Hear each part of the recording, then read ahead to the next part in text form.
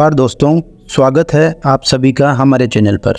दोस्तों, आज की जो कहानी है यह कहानी बड़ी ही ज्ञानवर्धक और बड़ी प्रेरणादायक कहानी है। यह कहानी एक कौवे की है। कहानी में कौवे ने 5 ज्ञानवर्धक बातें बताई हैं, जिसे जानकर और सुनकर आप किसी भी व्यक्ति पर आंख बंद करके विश्वास नहीं करोगे। अपने मित्र और शत्रु में अंतर समझ पाओगे, क्योंकि दोस्तों किसी ने क्या खूब कहा है, चाहे भूखे रह जाना पर इन 4 लोगों से कभी भी मदद की भीख मत मांगना। तो दोस्तों, कौवे ने जो बताया है आइए जानते हैं वो इस कहानी के माध्यम से। दोस्तों, बहुत समय पहले की बात है, किसी जंगल में भयंकर तबाही आ गई थी। ऐसी तबाही की बारिश के मौसम में भी एक बूंद पानी नहीं बरसा, यानी अकाल या फिर कहें कि सूखा पड़ गया। सारे नदी, नाले, झरने, तालाब लगभग सूखने लगे। जंगल में रहने वाले जानवरों के लिए, पशु पक्षियों के लिए खाने को कुछ भी नहीं बचा था। जंगल के सभी जानवर, पशु पक्षी उस स्थान को छोड़कर किसी अन्य जंगल में जाने लगे। दोस्तों, उसी जंगल में एक कौवे का जोड़ा भी रहता था। वह कौवे का जोड़ा एक पेड़ की डाली पर बैठा हुआ था। उस जोड़े में जो मादा कौवा थी उसे बहुत ही तेज की भूख लगी थी, क्योंकि उसने पिछले 3 दिनों से कुछ भी नहीं खाया था। कौवी डाल पर बैठी बैठी इधर उधर देख रही थी कि कहीं कुछ खाने को मिल जाए। तभी उसी वृक्ष के नीचे एक लोमड़ी अपने मुंह में मांस का एक टुकड़ा दबाए हुए जाती हुई दिखाई देती है। जैसे ही कौवी ने उसे देखा तो उसकी भूख और ज़्यादा बढ़ गई। कौवी ने लोमड़ी से कहा, बहन, मैं 3 दिनों से भूखी हूँ, कृपया करके आप मुझे थोड़ा सा भोजन दे दो। आपका बड़ा ही उपकार होगा, नहीं तो भूख से मेरे प्राण निकल जाएंगे। लोमड़ी ने देखा कौवा और कौवी डाल पर बैठे हैं, तो लोमड़ी ने सोचा, इस मांस के टुकड़े से तो मेरा पेट भी नहीं भरेगा। दोस्तों, लोमड़ी तो वैसे ही बहुत चालाक होती है। तब लोमड़ी सोचती है कि मैं इस कौवा और कौवी को बहाने से अपने पास बुला लेती हूँ और मारकर खा जाऊँगी, जिससे मेरा भी पेट भर जाएगा। लोमड़ी ने कौवी से कहा, बहन, तुम घबराओ मत, मेरे पास आकर आराम से इस मांस के टुकड़े को खा लो। दोस्तों, अब वह कौवी तैयार हो जाती है और लोमड़ी के पास जाने लगती है। तब कौवा उसे रोकते हुए कहता है कि क्या तुम पागल हो? अरे, ये हमारे दुश्मन हैं, वो शिकारी है। अगर तुम पास में जाओगी तो ये भी तुम्हें मारकर खा जाएगी। तब कौवी कहती है कि अगर मैं नहीं जाऊंगी तो भूख से वैसे ही मेरे प्राण निकल जाएंगे।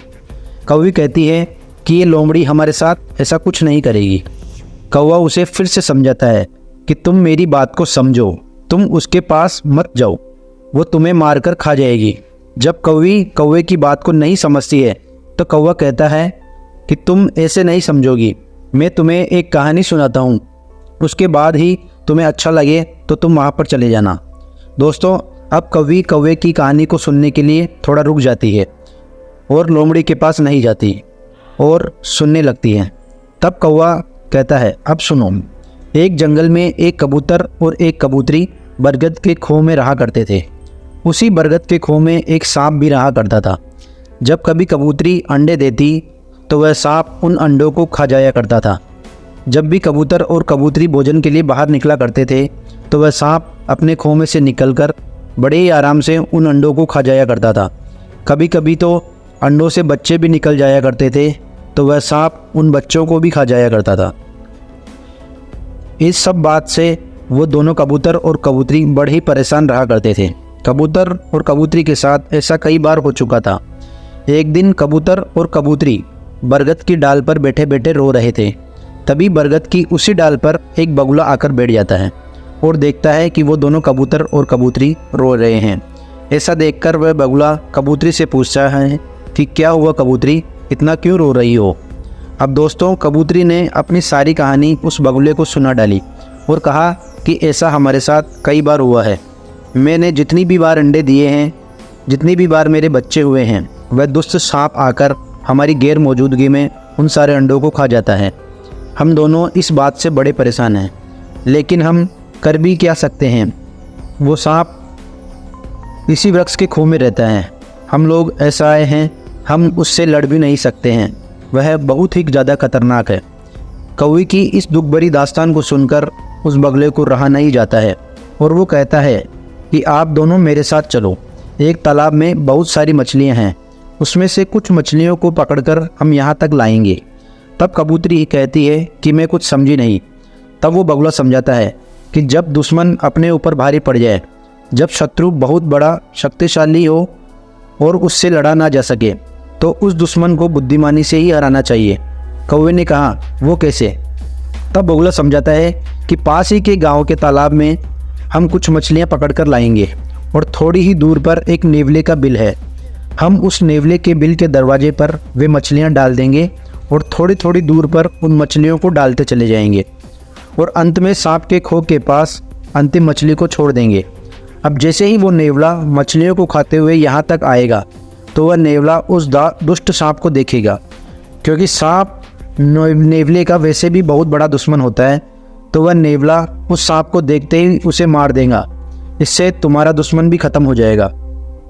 दोस्तों, कबूतरी को बगुले की ऐसी बातें सुनकर उस पर भरोसा हो गया और अब वे दोनों बगुले के साथ चले जाते हैं और तालाब से कुछ मछलियों को पकड़कर वहाँ लाते हैं। उन मछलियों को बगुले के कहे अनुसार थोड़ी थोड़ी दूरी पर रख देते हैं। अब ये काम करने के बाद कबूतर, कबूतरी और बगुला पास ही के पेड़ पर जा बैठते हैं। बगुला कहता है कि अब थोड़ी देर और इंतज़ार करो, इसके बाद देखना कि क्या नज़ारा होता है। दोस्तों, थोड़ी देर बाद ही नेवला बाहर निकलता है। जैसे ही वो अपने बिल के सामने पड़ी मछली को देखता है तो वो भगवान को धन्यवाद देने लगता है और कहने लगता है कि प्रभु, आज तो आप मेरे ऊपर बड़े ही ज़्यादा मेहरबान हो। आज तो भोजन स्वयं चलकर मेरे दरवाजे पर आया है। नेवला अब उस मछली को खाता है, फिर और आगे बढ़ता है, फिर और मछली को देखता है और उसे भी खाता है। इसी तरह लाइन से उसे मछलियाँ मिलती जाती है और वह खाता चला जाता है। इसी तरह मछलियों को खाते खाते वो नेवला उस सांप के बिल के पास पहुंच जाता है। वहाँ भी उसे मछली पड़ी मिलती है। अब उस नेवले ने वह मछली खाई और फिर विचार करने लगा, आखिर कारण क्या है? एक के बाद एक मछली मुझे मिलती जा रही है और मैं खाते जा रहा हूँ। मछली खाते खाते मैं यहाँ तक आ गया हूँ। लगता है यह किसी का घर है और कहीं किसी ने मेरे साथ कोई चाल तो नहीं चली है। चलो, जो भी हो, इंतज़ार करता हूँ। अब वह नेवला सांप के बिल के पास बैठकर इंतज़ार करने लगता है। दोस्तों, अब कुछ समय बाद ही सांप बाहर निकलता है तो नेवला यही समझता है कि ये सब इसी की चाल है, इसी सांप ने मुझे जाल में फंसाया है। दोस्तों, यह तो आप जानते ही हो कि नेवला और सांप की कट्टर दुश्मनी होती है। दोस्तों, सांप अब नेवले को देखते ही लड़ने लगता है और उस लड़ाई में नेवला जीत जाता है और सांप को मार देता है। यह सब देखकर वो कबूतरी बहुत ही खुश होती है।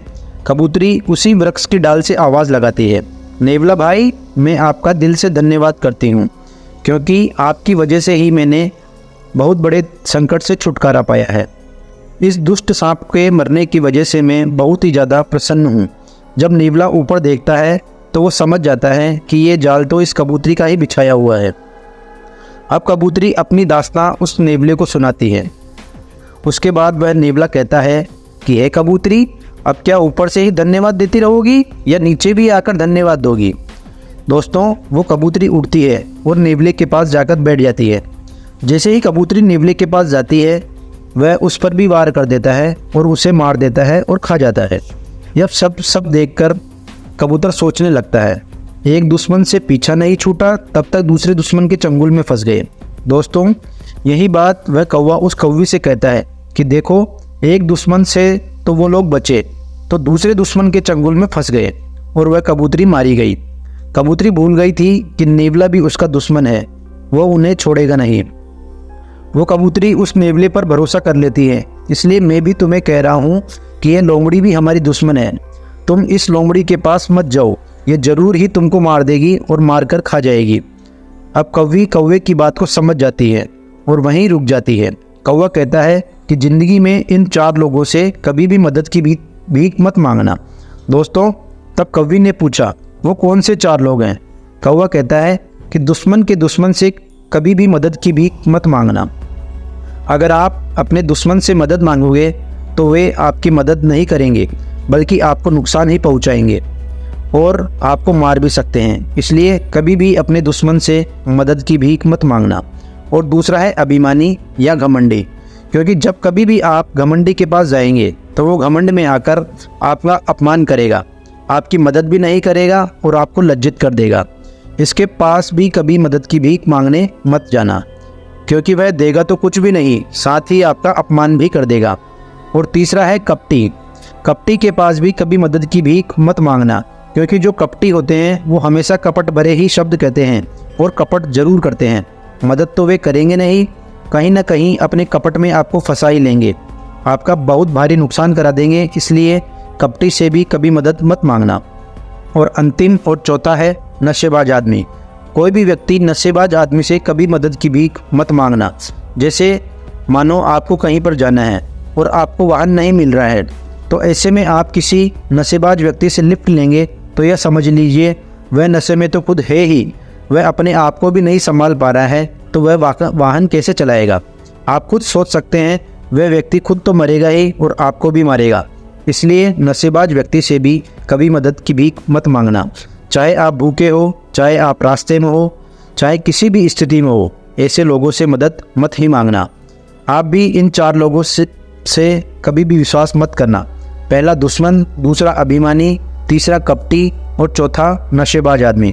तो दोस्तों, वो कभी भी अपने पति की बात को मानकर लोमड़ी के पास नहीं जाती है और लोमड़ी वहाँ से चली जाती है। यह कहानी हमें यही सीख देती है कि चाहे मर जाना, मगर इन 4 लोगों से मदद की भी कभी भी मत मांगना। दोस्तों, आपको यह वीडियो कैसा लगा, आपको यह हमारी कहानी कैसी लगी, कमेंट में ज़रूर बताइए। धन्यवाद।